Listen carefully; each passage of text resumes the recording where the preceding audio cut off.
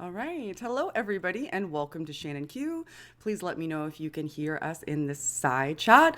I am really excited today. Everybody knows how much I like talking about souls. Souls and brains are my favorite things to talk about, right up there with morality. Those are my favorite subject matter. And today I am really excited to be talking to Luke. Is it Janssen? Am I pronouncing that correctly, Luke? Yes, Janssen. Perfect. Okay, so Luke is here today to have a conversation with me about what conceptualizations of the soul are and how, when you kind of look at the neuroanatomy of the mind, and once you come to a reconciliation with some of the science that it may well be an emergent property or that there is some evidence there, how you kind of reconcile that with your conceptualizations. And I'm super pumped to talk about it. Everybody knows I like to talk to people who are much, much smarter than me. So I Come on, found Shannon. one. You sell yourself short. I hear Found you're a one. neuroscientist. All right, so we're really excited. Before we get started, I'd like to give Luke an opportunity to introduce himself. So, Luke, if you could just let the audience know who you are and where to find you. Well, I think, Shannon, you put links on your website where they can find me. Mm-hmm. There's, I believe I remember an email address and the web address. There you can link into my blog site, my podcast series, which is a new one where I'm really keen to see what kind of interest that will get. But by way of introduction, I'm a professor at a university in Canada, McMaster University. I've been there for almost 30 years, doing work in electrophysiology, essentially. I mean, I could spend a few more minutes if you want, but otherwise, looking at ion channels in various cell types and trying to understand how they're working and then where they contribute to disease, for example, and teaching as well in that university setting. I'm not Awesome. sure how much more you want to hear. Well, what's your podcast focusing on? Your new podcast that you're doing? What's your It's blogs? the title is Recovering Evangelicals. I do this with a co-host. His expertise is more in philosophy and theology. Both of us came from a background, an evangelical background. Both of us recognize the there is a there is a negative side to that evangelical world, and especially if you're in the sciences, it's very difficult to be a scientist and an evangelical, and so that's why we have this name, Recovering Evangelicals. The podcast focuses on issues related to faith and science. It's targeting people who came out of that kind of a background, still interested in sciences, in philosophy, world religions, world history, and trying to integrate that. You know,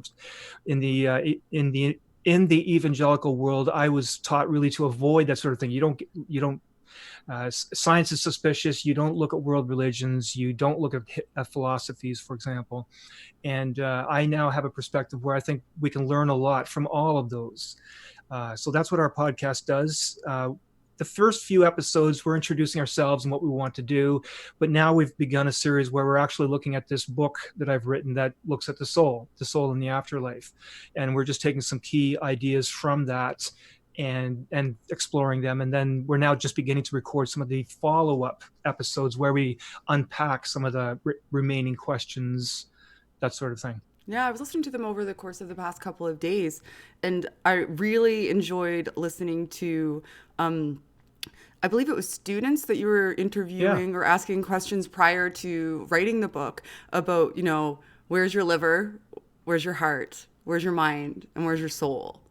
And I right, thought that was an interesting tack because the liver question, obviously, you're going to point to a physiological, like a physical location for right. that. And then once you get to heart, mind, and soul, people become a little bit more disillusioned and confused as to how to appropriately answer that question. Like they seem to have this sort of tacit knowledge or this implicit idea of how they should be answering the question.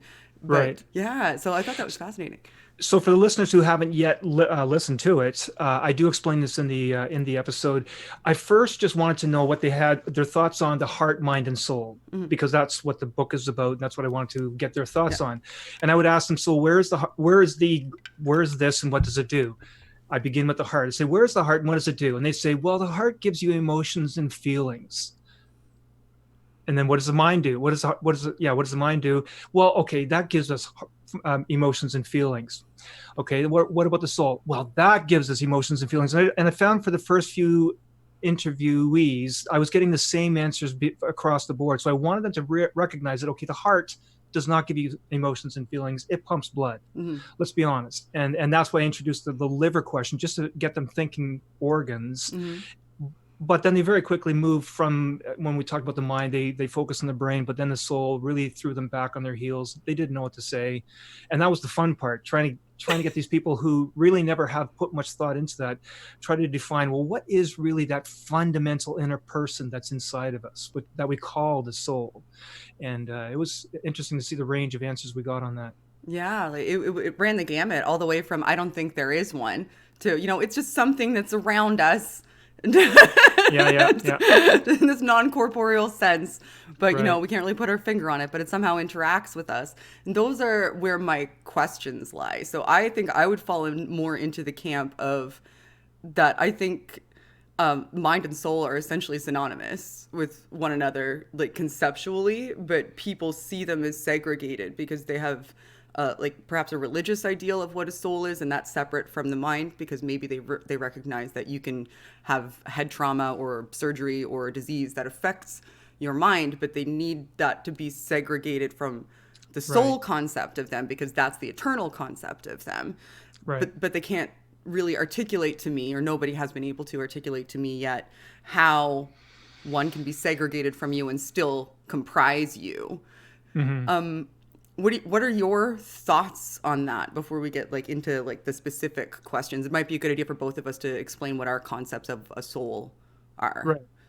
So I think I'm coming from the same starting point as you are. You distinguish between the mind and the soul. I would see them more similar, but I distinguish between the soul and the spirit. Okay. And I think for the same reasons that you did. I recognize that the soul does not have to be this spiritual entity and all the religious baggage around that concept. I can see the soul as purely a biological thing. It's an emergent property of the brain. And when the brain dies, the soul's gone. I guess you could say the soul dies, but certainly the soul stops functioning because it's an emergent property of the brain. But that's distinct from what I would say is the spirit. Whoever would believe in a spiritual realm, you have a spirit, you have spirits. I know you've talked about that on the show. And Yes. and that's where I draw the distinction between the material soul, material brain and mind, and then on the other side, the immaterial spirit, which we can't study, right? You can't really say that you can have a scientific view on an immaterial thing. So Okay, so it's more of a concept. I'll have to look into that more. I'm gonna try to read your book, actually, because it looks like it'll be interesting. It's actually linked in the description if anybody else is interested in it. I linked to the Amazon page. So I'd like to kind of get started. One of the reasons that I asked you to come on is because I watched you on Unbelievable talking to Richard Swinburne. Swinburne? I'm probably pronouncing Swinburne. Swin, not Yes. Swine. Okay, thank you. That would be a devastating mistake. Richard Swinburne. And I felt that you guys were kind of talking at cross purposes, because he was talking at a very philosophical level about what he thought the soul was, and if he's a substance dualist, if I'm not mistaken. He is. Yes. So, and you and he were going back and forth quite a bit. And I'd suggest anybody who's watching this maybe afterwards go check out the Unbelievable podcast, because it was interesting. But where you guys got caught up, and I don't think that it was explored very well, is what mechanism would a non-corporeal soul use to interface with the brain? Because he kind of acknowledged that you can make anatomical changes to the brain, physiological changes to the brain. You can imbibe alcohol and it's going to change how your brain functions. You like from small all the way to very large scale changes. Is that change happening to the soul too? Like, how do they go back and forth? And you were trying to explain to him that, you can't demonstrate a mechanism, but we can very clearly see how these physiological changes affect our conceptions of ourselves, which we see as synonymous with the soul. So, I guess I kind of wanted to start with, can you kind of explain why you, from your perspective, have a bit of an issue with substance dualism? Did I encapsulate some of that well, or? Yeah, you say a bit of a problem. I have a lot of a problem with Okay, that. I was being a little more generous, but all right, you go ahead. Well, let me first start by saying Richard is a defender of substance dualism, and as polite, as careful as I am, as I should be, to say he maybe doesn't know what he's talking about. What he kept saying was the soul has the property of doing this and doing that. It has the property of this. And there's a big difference between property dualism and substance dualism. Substance dualism is the idea that you have two very different substances. You have mind and soul, a material mind, and then, mind and body. You have a material body and an immaterial mind, soul. And that's substance dualism. The soul is a completely other different substance.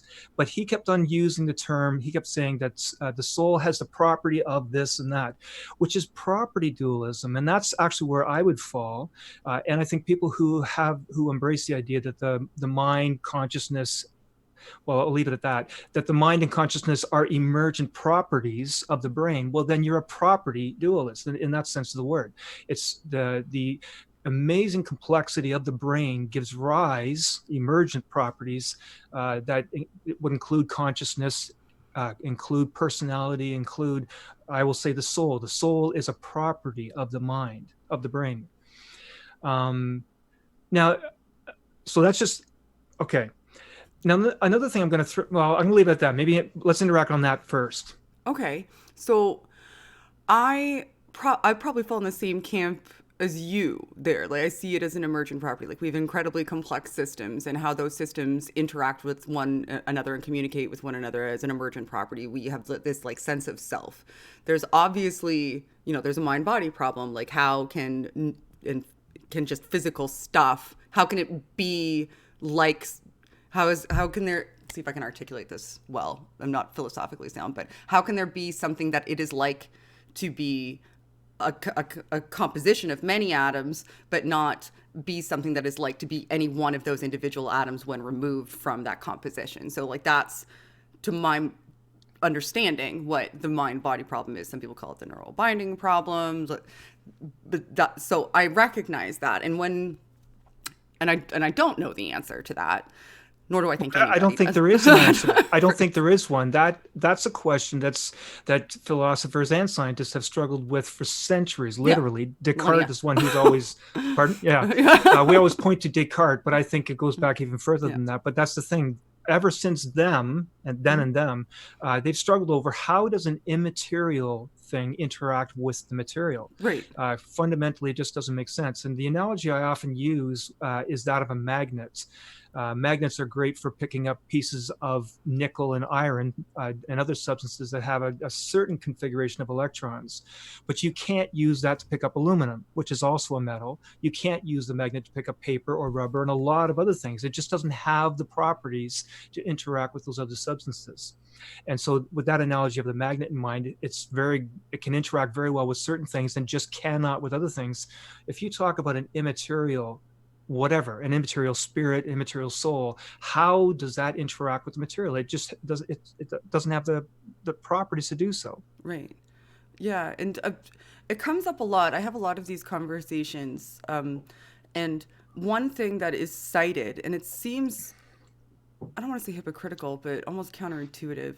People frequently cite neuroplasticity research. So if you go through something like cognitive behavioral therapy or any sort of rehabilitation therapy, like let's say post-stroke, for example, when you're essentially using your sheer force of will to retrain your brain to now have a physiological action, or to no longer have the physiological response that elicits anxiety in a certain situation. And it seems as though from the perspective of somebody who conceives of a soul outside of the body, that is that soul interacting with the physiological components of the brain and changing them. So that's an argument that I've come up against frequently, and I have some ideas on how to answer it, but I'm curious what your answers would be to people who utilize those types of arguments for a soul existent outside of the physiological mind.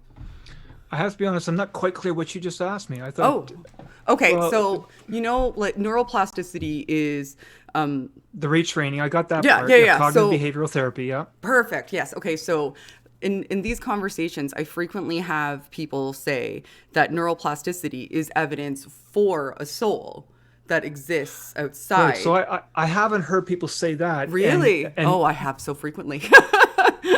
You well, watched Michael's video, like Inspiring Philosophy utilizes those in his videos. I read your blog and you right. mentioned that you Yeah, were, yeah. yeah, yeah. And I think Richard did make a passing reference to that. It Yep. was a very vague one. I get that. I remember that.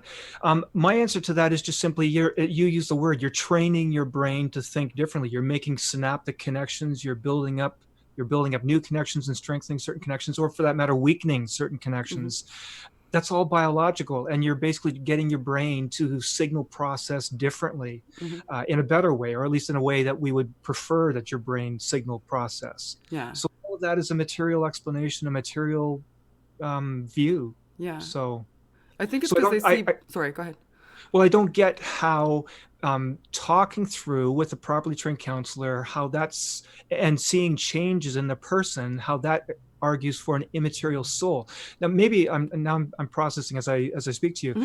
As I say, I do see the soul as an emergent property of the brain, and so using cognitive behavioral therapy to talk through uh, an issue that you might have, you do retrain your brain, make new connections, and out of that emerges a slightly modified soul. Right? The Yeah. soul is just, yeah, you get Yeah. the idea.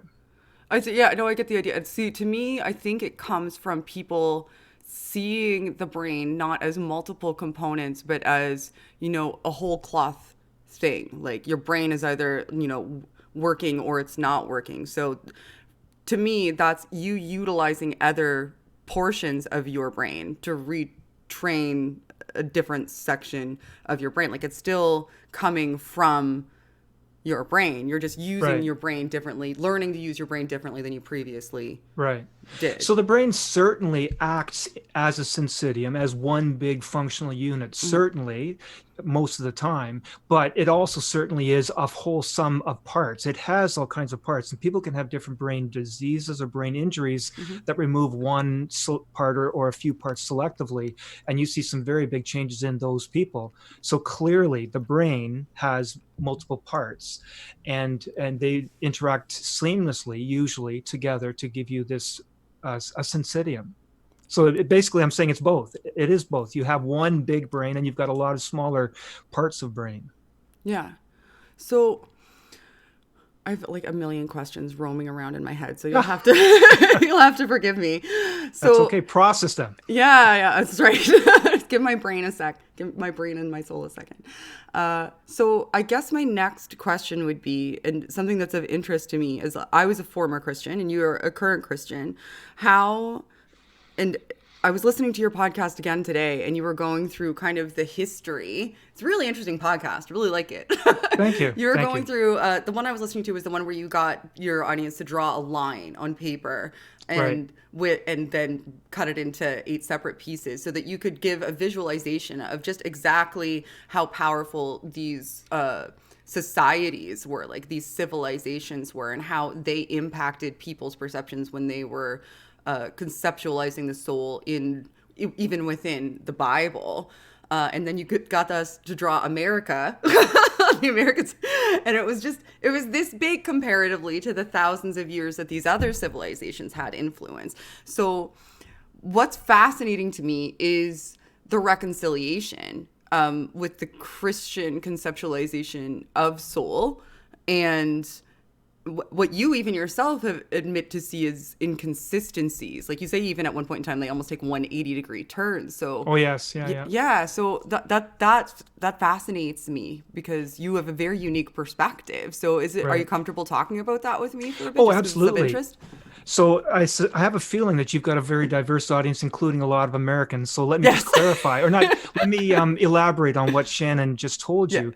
What I did there was not to emphasize how small and how small America was compared to, well, she didn't really say who. My Mm. point was, we know that the profound influence that Americans have had on the world, but certainly as Canadians, Shannon and I are Canadians, Mm. and we know that we're always influenced by what's going on in America, their economics, their history, their media, their language, and in so many other ways, we're influenced by the Americans.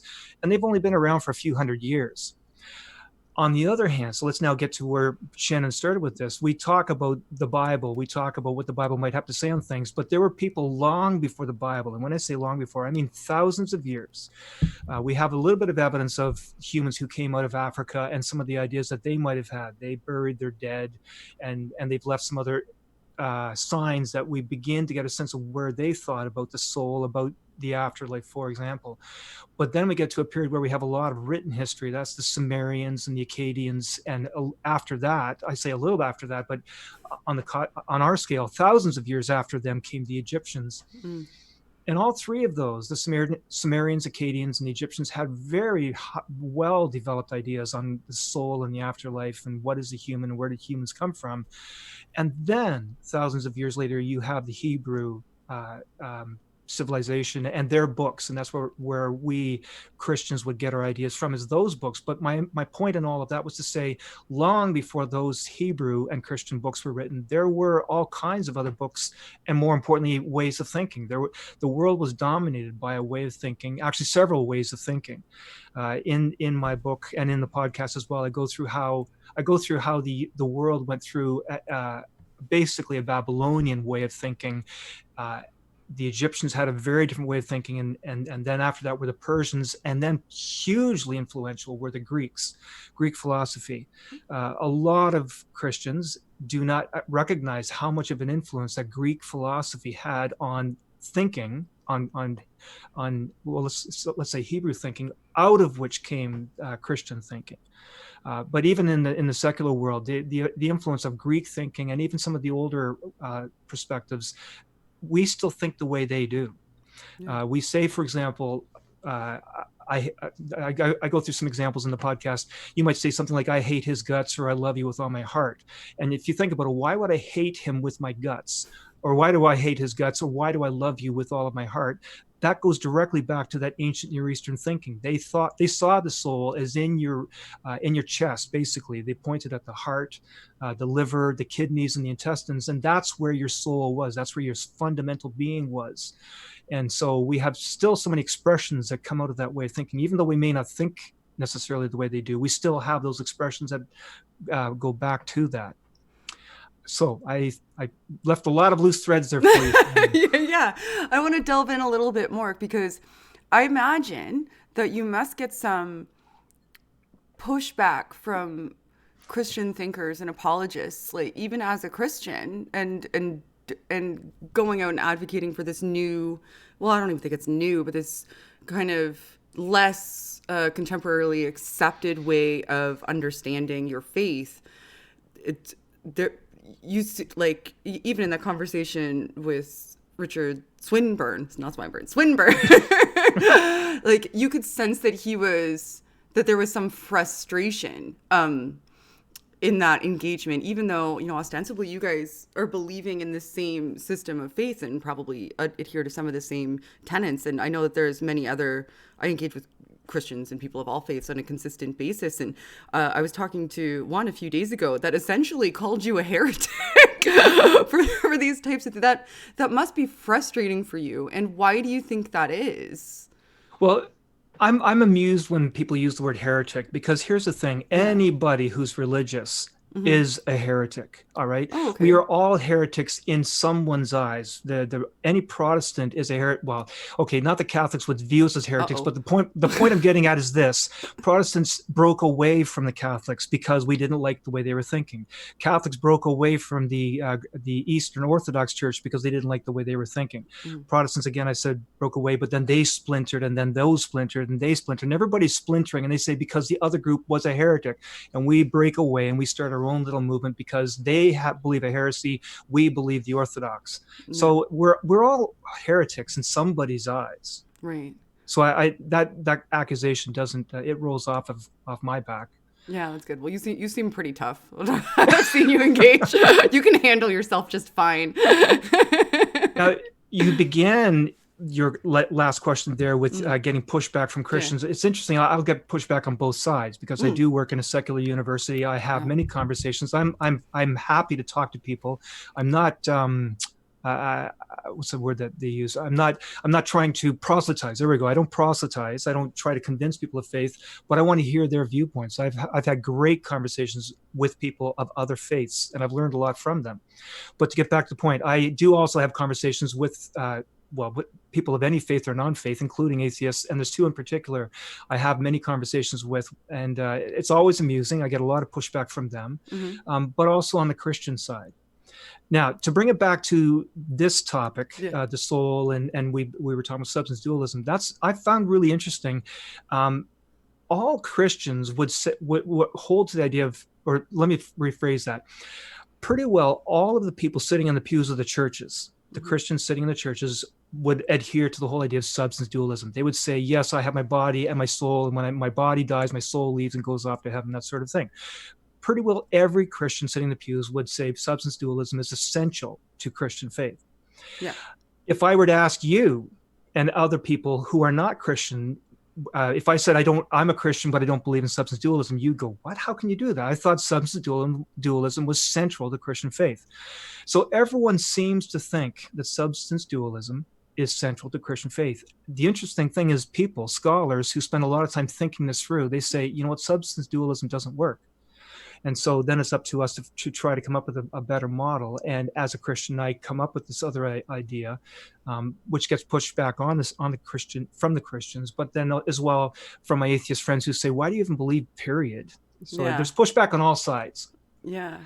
And this substance dualism is a lightning rod for sure. Yeah. Well, I think and this is me not currently being a Christian, but previously being a Christian, like one of the linchpins in my deconversion was, like I started learning about neuroanatomy and, what happens when you get a lobotomy, and Phineas Gage, every first year psychology student knows exactly who Phineas Gage is, right? Right. Yeah. So as soon as I saw him in the blog, I was like, oh yeah, there you go. See, he's that's one of the things I remember reading about Phineas Gage. And for those in the audience who don't know, he was a railway worker. He was dampening down dynamite. Explosives. Yeah. And they went off, and the rod that he was using to dampen down the explosives shot through his cheek, through his frontal lobe, and then straight out his head. And he survived, but he went from being this incredibly nice, mild-mannered person to this alcoholic, gambling jerk bag. His entire personality changed because he fundamentally changed the constitution of his neuroanatomy by removing a solid portion of it. And that changed him. That changed who he was. So when I look at things like that, I think to myself, okay, well, if my soul is me and things can happen to me that fundamentally change who I am, that are outside of my control, like I don't even have the free will to stop something like this from happening. I can still go on existing, like with a disease or an accident that changes who I am to the point that I don't even have as much self-control to live this good life.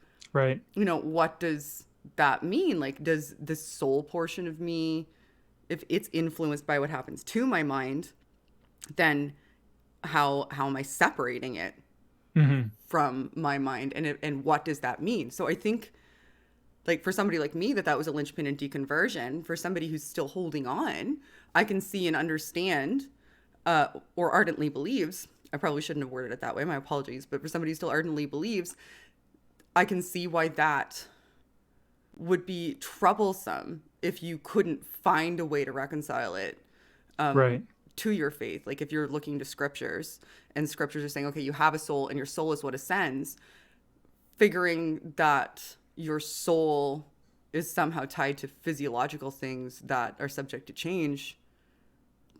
Yeah, like that might be, do you think that's a fair assessment? It is.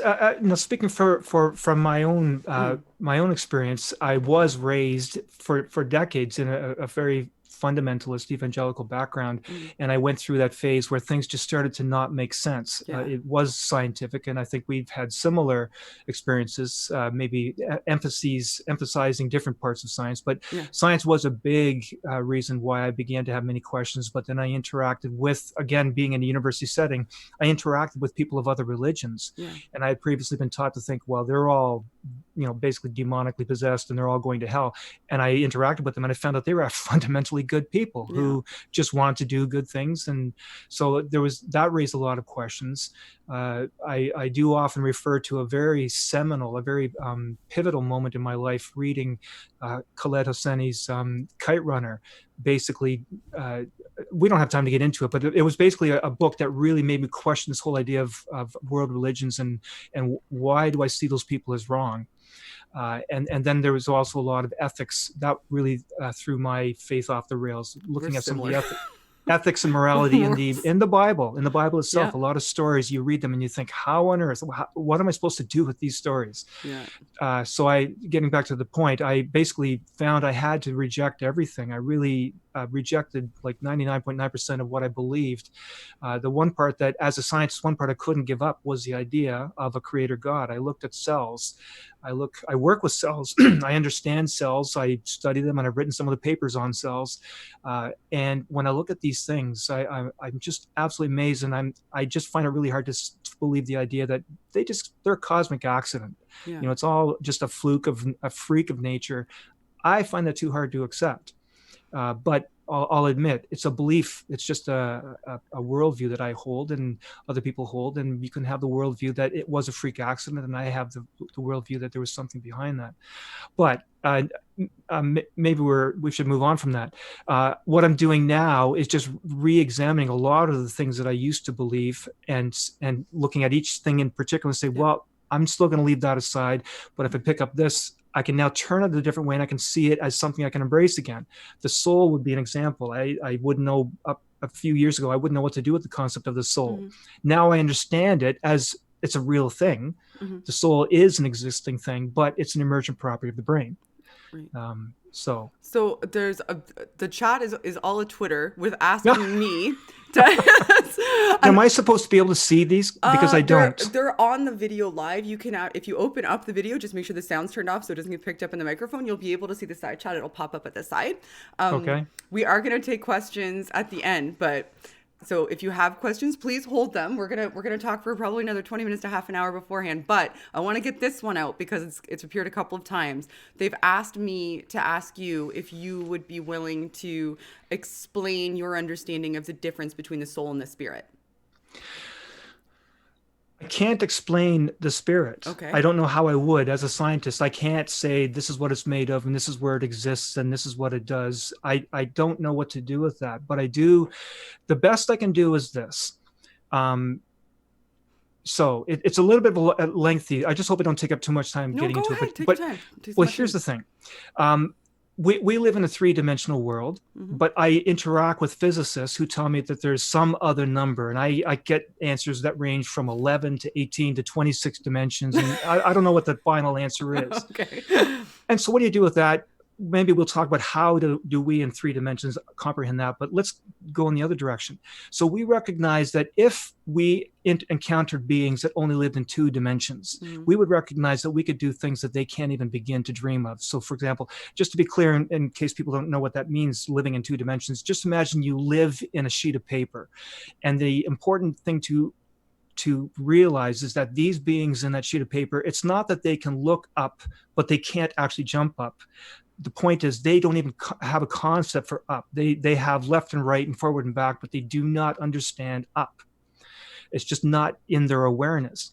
So then we come to those beings and we interact with them. And I do this in one of my episodes. I say, I stick a finger in their world, which again is like a sheet of paper.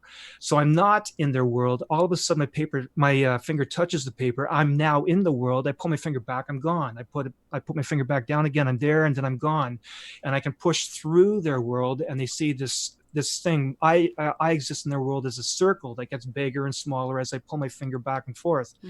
And then I can extend 3 fingers into their world, and they see these three circles, and arguably they would recognize those 3 circles as being part of the same Luke, but somehow they're separate. They don't know how they're connected.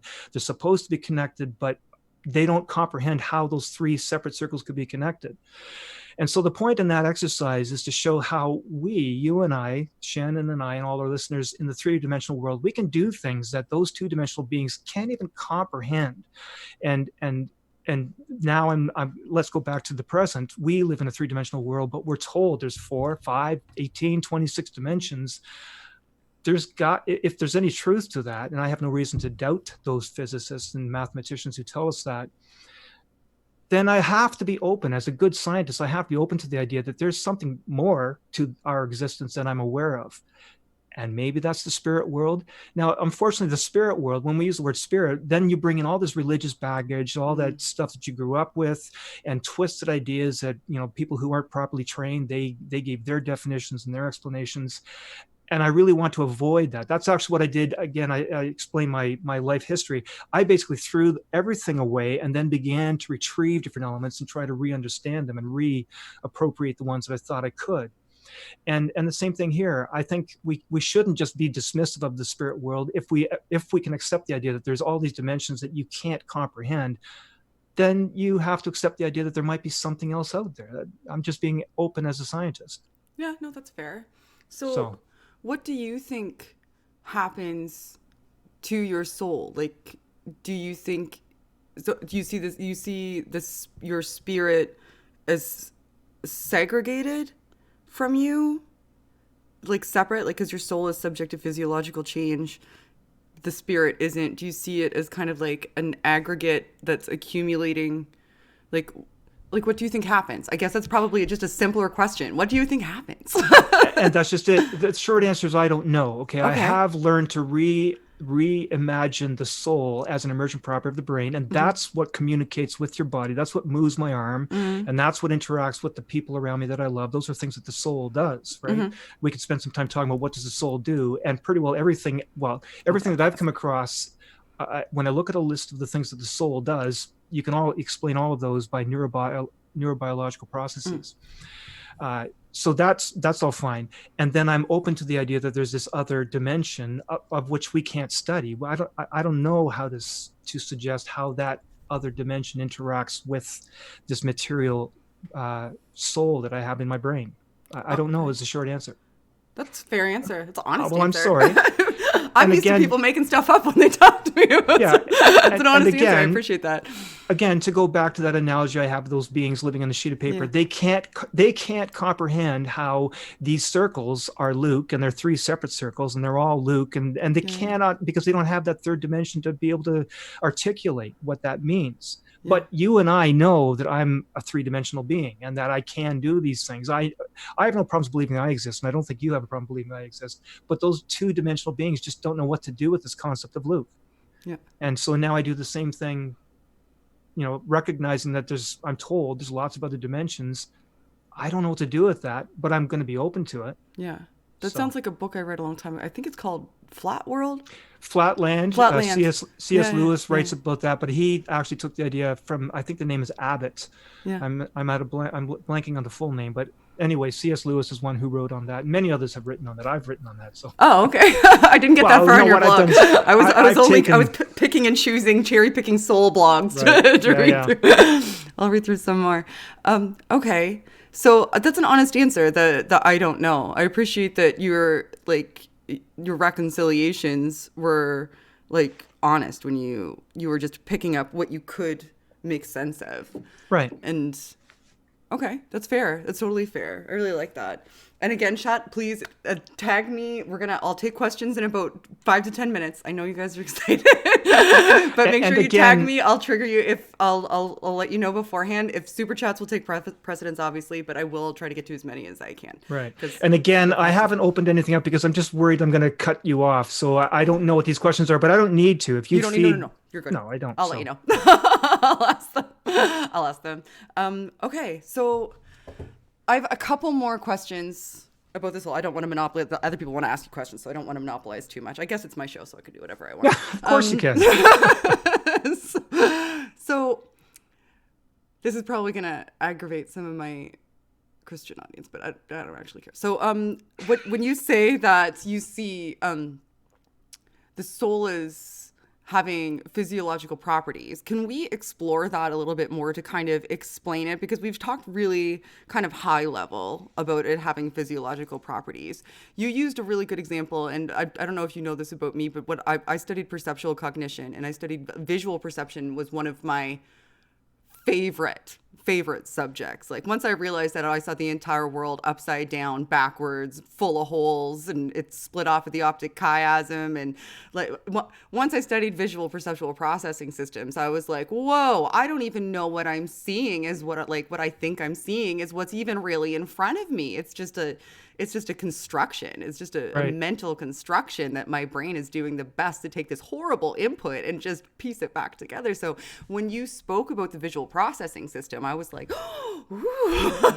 And so did I get it right? yeah, you did. Well, you were Good. interrupted a couple of times as you were talking about it, but yeah. So, is it okay if we explore some of the reasons that we see it as an emergent property, just so that people don't think that we're just making assertions without validating our thought processes? Right. So emergence, for those who haven't come across this term, really what is coming, I don't know if I've come across a really cogent, Mm-hmm. widely accepted answer, but basically what it's getting at is something that's more than the sum of its parts, something that emerges out of it as being more than the sum of its parts. Mm-hmm. And one image that I love using of emergence is that of, if the listeners have seen videos, pictures of these tremendous flocks of birds billowing like clouds, around this time of year when they're all, well, not now, but in the fall, they gather together and head down south. And starlings are one group of birds, but there's others as well. You'll see this in fish, the same idea. When you have millions of birds or millions of fish all billowing like a cloud, and you watch this, it's mesmerizing. And it looks like a being, right? It looks like an amoeba, and it just flows and billows, and these arms come out and swoop back in. And it looks like an amoeba, but not in the microscopic sense. And this tremendous, huge amoeba in the sky. But really what it is just a bunch of birds obeying three simple rules, flight rules about keeping distance between neighbors and going in a certain direction and keeping a mean vector with the entire group. I'd have to think for a minute what those three rules are. But the point is, these individual birds, by following three simple rules, they become this organism.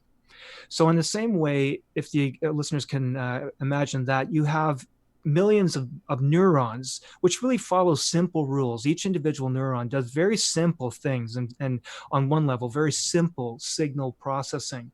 But when you put them all together in many, many connections, and when you put them together like this, out of that emerges this being, your personhood, your soul. And that comes from all these different parts of the brain, individual neurons interacting as parts of the brain, and each of those parts of the brain now interacting and feeding information to each other and modifying the output from the different parts to come up with this property. And Shannon referred to the visual processing center. I don't know if we need to go through describing that visual processing the way you've heard me do before. Mm-hmm. But then the soul, I see the soul as like a visual a facial recognition system.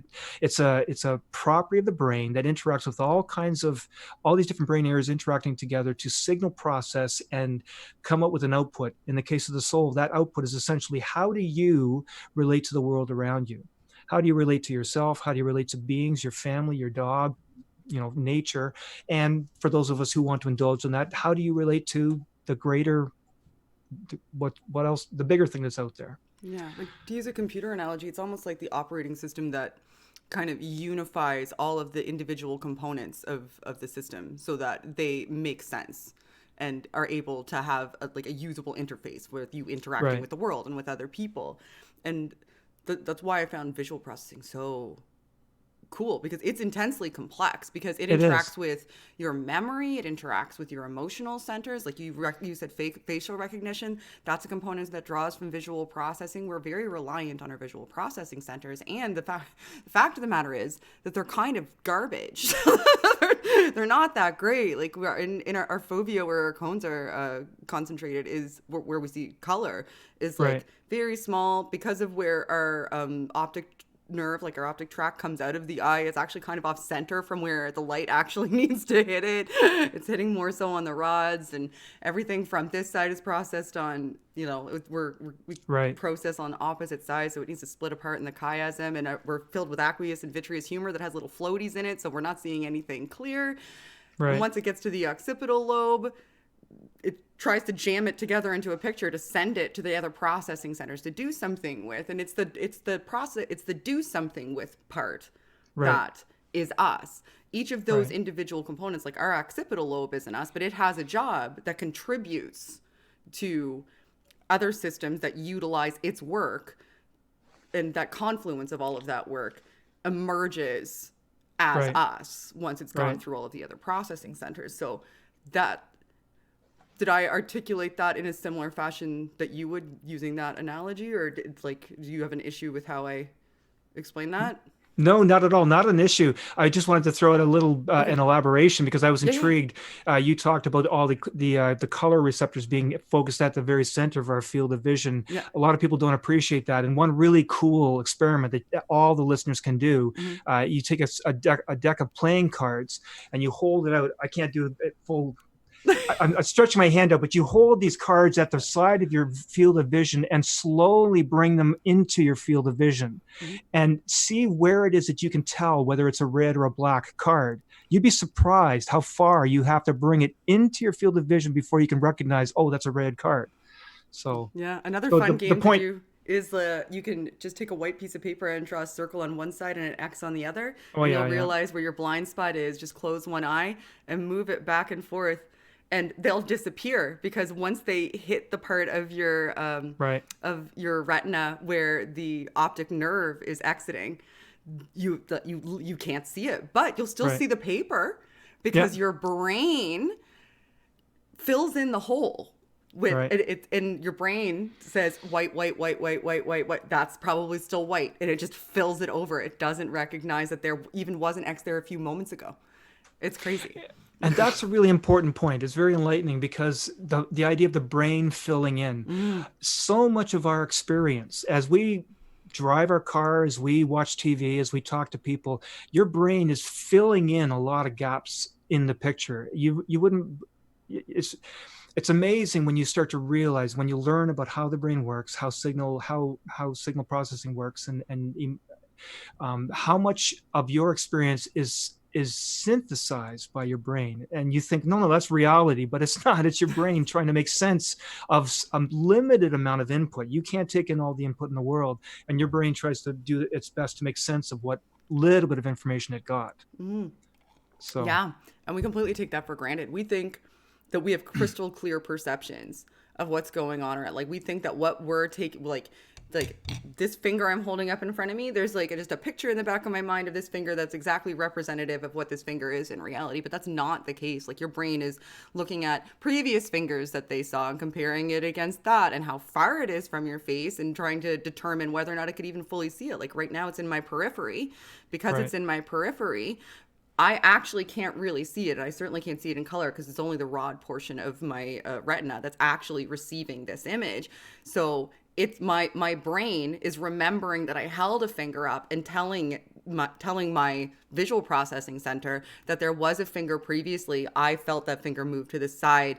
So we're going to construct an image that's similar to a finger because we're receiving inputs that tell us, in coordination with our frontal cortex where our motor center is, that she's still holding up that finger. So like, let's construct a picture of that finger and let's infuse it with color. Like those are all things that happen, but really this part of my eye over here and over here aren't perceiving color. My brain is telling me that this is like a peachy pink right, finger, but my exactly, eye is not seeing that. right, My eye is seeing a grayish mass of just, right. shape and motion. It's interesting. And this is at the heart of a lot of, when there's an accident and they ask for witnesses and people say it was a red car and the other says, no, it's a blue car. And it's at the heart of that. We've built up a memory. We've built up a story that makes sense of what we thought we saw. And then we can be convinced of it. You are absolutely convinced you know what you saw. Yeah. Oh, And it's we cool. keep focusing on the word saw and seeing and vision, but this happens, like when I say your experience, that can also just be your emotional experience and Mhm. in so many ways our brain fills in details. So, Yeah, it's really but we've cool. got very philosophical here. I can talk about brains for hours, all day, every day. All right, so Good. I have questions coming through. To be fair, is there anything else that you feel like I didn't give you the opportunity to discuss before we move on to questions that you felt was important to cover? No, I'm here to answer your questions. All right. Okay. So we have one super chat from Paulogia. Shannon is brilliant and hot. Okay. Thanks, Paul. Luke, Are the lie bet and follow up experiments sufficient to rule on free will? That's for you. Lie bet and follow up experiments sufficient to rule on free will. Yeah, I know. I have heard Sam Harris and other people, Daniel Dennett, talking about this, and I'm not familiar with the Libet experiments. This whole controversy of free will is a very hot one. Very smart people coming down on either side of the argument. Um, I find it hard to believe that people who argue against free will still demand that there be justice in the world, that we prosecute somebody who's done something bad because, well, they didn't have free will. They just did what the universe conspired, arranged for them to do. But we still have this idea that no, there has to be vengeance, there has to be retribution. But I don't believe in free will. Those are incongruous to me. They don't make sense that you can have those two different viewpoints. But not for the listeners who, like myself, aren't familiar with the Libet experiments. They weren't getting at these kind of moral issues. They were measuring response time, trying to measure how quickly people responded to a stimulus, and they had very sophisticated ways to measure down to the millisecond level. Yeah. And they recognized that people actually had a signal going off in their brain long before the thought first occurred to them. That's the root of the Libet experiment, and then people extrapolate from that to talk about free will. I don't know enough about that. I'm not convinced of that, because I'm thinking, even though they had the first inclination that this is where I first thought to do something, and yet something was measured before that, that doesn't mean that they didn't have a free will choice earlier. They just weren't conscious of that free will choice. I don't know how people can rule that out, but I'm admitting up front that I'm not an expert in this area. So, yeah, sorry, Paul. He forgives you, I'm sure. It's interesting. There's follow-up experiments to the Libet experiment. You're right about the Libet experiments. They had them look at a clock, and then I think it was raise a hand or something. But they did a follow-up experiment with patients who had surgeries for their epilepsy, like brain surgeries, and they put like a neural net so that they could get closer measurements, because in the Libet experiment, they said they had the barrier of your cranium interfering with the readings, essentially. And they played a game with the participants where it was like a hand raising game. Like and they played for dimes. So you'd have two hands down on the table. If you raised the same hand as the person who was playing with you randomly, you would lose. If you raised a different hand, then you would win 10 cents. And they would do it over and over and over again. And they actually had a screen behind the person that had the epileptic surgery, that had the neural network on, and the screen was displaying what hand they were going to raise almost a full second before they raised the hand. So how often did that correctly predict it? I would have to go back and read it again, because I would just be going from my memory, and it's been a while since I read it. So I can't tell you with any certainty, and I don't want to just make something up just to say it. Right. Okay. And I haven't seen this, so It's cool. I hope the listeners don't accuse me of getting them wrong, because I haven't seen what Shannon just described. But I'd have to ask, so did they have like a 90% prediction? That would be impressive. Or was it more like 52% of the time they were correct, which is better than half, better than 50-50. So there's something there. And I would have to ask, was the study properly powered to be able to say that there is a significant effect there? I don't know. Yeah, I haven't read the actual I've read through the methodology, but I haven't read through the statistical analyses. So I don't actually know how they broke it down and assessed it. And it was a while ago. But there's a broader question too, which is the way they couch it is whether or not you're aware of your own decisions, or if your decisions are being made before there's awareness. When it comes to placing the neural net in its hand motions, another question could be, is there a lag between your motor function and the actual, and what is the lag between you deciding to raise a hand and the signal being sent to actually raise the hand? That's another valuable question to ask, because you need to ascertain what that is, because there would be some lag. It's not instantaneous. Like there's a causal relation. But anyway, that's an interesting question, Paul. Paul knows that I like free will stuff. All right. So Tensai, hi Tensai. I've wondered how much of the desire to separate the mind from the soul is the desire to believe there's some part of themselves that doesn't change. Does that make sense? So this questioner is saying the separation between mind and soul, and I think what they meant was how I separate soul and spirit. I'm Maybe, gonna make that assumption. potentially. And what I said was I'm fully convinced of the concept of the soul Mm. as a material thing. It's an emergent property of the brain. So I've got no problems fully accepting the idea of the soul. And then I also said, I recognize that there's another part of the world that's beyond our ability to understand. And you can take those words and start to sound really religious and talk about, use spiritual words, or we can just use what the physicists will tell us, that there are dimensions that are beyond our awareness, and they're convinced, they have the math to show that there's reason to believe that there's these other dimensions, but we can't know what's going on in those dimensions. And I use the analogy of the two-dimensional people to help the listeners understand how it is possible to be a two-dimensional being, completely unaware of those three-dimensional beings doing things that are completely beyond our concept of reality. If my physicist friends tell me that there's these other dimensions, and I have no reason to dismiss them, if I can't give a good reason why they're wrong, I'll say, okay, fine, there's other dimensions and we're not aware of them, and who knows what's going on there. I think I'm repeating myself, what I said 20 minutes ago. Yeah, and they may also have meant more so just generally people, not you specifically, but people who adhere to the non-corporeal separate soul concepts. Right. Yeah, I'm sure there are people who will just hold on to that idea because they don't want to give up a faith system. I get that. Mm. I've experienced that myself, although I did take it a step further, and then I came back. But I'm not going to put words in their mouths. Yeah. I don't know what the listener, I've forgotten if you said her name. Tensai. Okay. Yeah. So I don't know. I can't put words in their mouths for you, Tensai. Yeah. Okay. Does anybody else have any questions? I'll scroll up. Please tag me if you do, so that they flag out for me. I thought I saw some.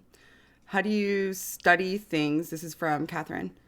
How do you study things to eliminate the bias of what you see and think is reality? Well, that would come down to research methodology. And I would think you would need to do what you could to eliminate as many biases as possible. Social sciences, that's a complex question because there's so many variables that you just really can't control for, and every single individual comes into a study with a bias, and is the fact that they're even in a study at all immediately gives them some sort of performance bias and an observer bias that's just undeniable. So they're difficult to control for. Repetition is important. Unfortunately, there's a repetition issue in most of the fields, and it's because people want to pay for new studies that find new neat things, not studies that affirm the findings of previous studies. Right, yeah, so I think repetition is probably the answer to that question. All right. Anything to contribute? I mean, you're not in a social sciences. You said what I was going to say. Everybody has a bias. We all have biases. And as much as people might want to say that I'm unbiased, we all have our biases, and you can't avoid that. So I don't know how we would try to claim that we avoid biases. Yeah. Acknowledging them is the best thing that you can do to try to control them. But you're still, no matter what, you're subject to them. It just is what it is. Just recognition of the fact that they exist is a good first step. Exactly. In attempting to control them, but it's not a whole lot you can do. All right, so I'm not sure if I see any more questions. They were all in a flurry earlier, but now maybe they're boycotting me. The lag would also depend on the state of the nervous system itself. My partner's nervous system is damaged, and he's got a pretty big lag. That makes a significant amount of sense. I have multiple sclerosis myself, so there would be a bit of a lag for me. Right. Is this going back to that free will experiment? Yeah. Talking about live ed. I think that they're having engagements in the chat about live ed now. All right. Well, we're approaching an hour, so I will give you back some time in your day. Before we go, I do want you, just in case anybody tuned in late, to let everybody know who they are and who you are, I should say, and where they can find you, in case they weren't here at the beginning, please. So remind them who I am. Yeah. And where okay, so Luke Janssen, I'm a Canadian, work at McMaster University, work in science, mostly related to lung-related diseases, but really ion channels and electrophysiology has been a lot of what I have done in the past in various cell types. And people can find me at my blog site. Shannon gave the link for that. There's also a podcast series that we're just starting up. and they can email me through Gmail. Did you have a link for my Gmail? I don't think so. Luke J. Janssen at Gmail. I did not, but I can put it down there as well. Right. Yeah. Absolutely. Yeah. If you don't mind just emailing it to me, anything else that you want included down there, Jam it all. Right now, there is your book, your podcast, and your blog. Right, and there are 3 books. Although Okay. the first book was it was just basically I was more or less as like a diary. I was just writing down the thoughts as I broke down my belief system, as I began to question this, that, and the other thing. And the book kind of finishes with me half resolved on all of those issues. But the main thing I'm saying here is that it was self-published, and it was without an editor, and a very amateur attempt. It was my first attempt at doing this sort of thing. The second book looks at it was with an editor with a proper publisher, and it looks at the evidence from science that humans in fact did evolve. It addresses the whole young Earth creationist idea that humans were created versus evolution, diversion. And I'm fully on the side of the evolutionists. I see the evidence there. But then the second half of that book says, okay, that doesn't mean we have to throw out our Christian beliefs. Here's how we can hang on to Christian beliefs and still fully accept that story of evolution. And then the third book is the one that caught Shannon's attention. That book is, again, me processing through my faith and the science, looking at what is this thing called the soul. What I know what I grew up believing it was, but what do scientists say? And in the process, I learned what the Babylonians said, and the Egyptians, and the Persians, and the Greeks. They all had things to say on this, and then relating that to our concepts of the afterlife. Cool. So those books, you can get links and information about those at my blog site as well. Paul, who asked a Liebeck question, would probably be very interested in the evolution book. Right. Yeah, he was YC. Yeah, that would be interesting. I was too at one point, but I'm not anymore. Well, of course, I grew up with that for 30, 40 years, but I put that behind me. Wow. All right. Well, thank you. I really appreciate it. This was interesting. I hope it was valuable for you as well. Absolutely. It was fun. Yeah. And I know it was valuable to the audience. They're all at Twitter in the side chat. Thank you everybody for watching. If you're watching this later, thank you for stopping by. And as always, everybody, help elevate the discourse. Bye guys. Industry.